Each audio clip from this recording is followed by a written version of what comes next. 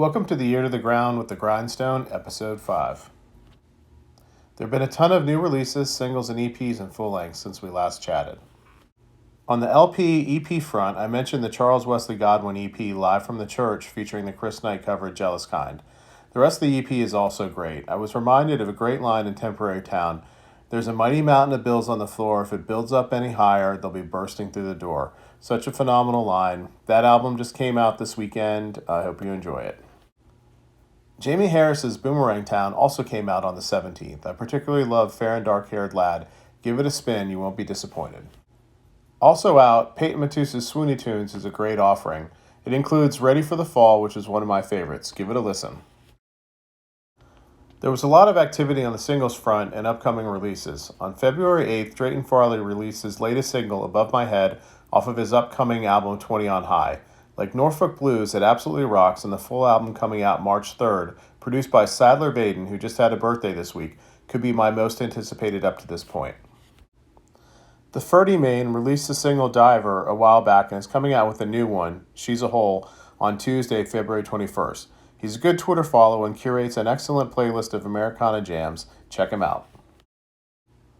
On the subject of playlists, I talked about the Alt Country Show's great interview with Liv and Van Plating on my last episode, but they also have a playlist out that features some familiar and new faces, at least to me. Follow them on Twitter and check out the tunes. Another great single that came out last week was Wilson Spring Hotel's For What It's Worth. I hadn't heard about them until this past week. They're a band out of Richmond, and this single, along with their 2021 self-titled debut album, are really good. Hopefully they make it up to DC soon. One single I missed in the last half of 2022 was Take Me Home by Tanner Osray. If you missed it like me, go back and give it a listen. It's a great cut.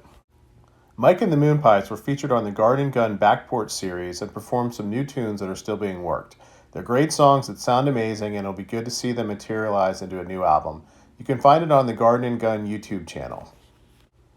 Mark your calendars on April 28th for the release of One Night in Texas, the next waltz's tribute to the Red-Headed Stranger. The album is a recording of the concert from May of last year and features a host of great artists, including Vincent Neil Emerson, Nathaniel Ratliff, Ray Wally Hubbard, Steve Earle, and many others playing great Willie cuts. The Next Waltz just released Margot Price's performance of Shotgun Willie on their YouTube channel, and it's incredible. I've also posted both of these videos on my community page as well. Give them a watch. Next week should also be a good one. Lucera's Should Have Learned By Now and Muscadine Bloodline's Teenage Dixie both come out on Friday. Definitely looking forward to hearing them both in their entirety. On March 3rd, the Broken Spokes release a reworked version of Moved Into a Bottle.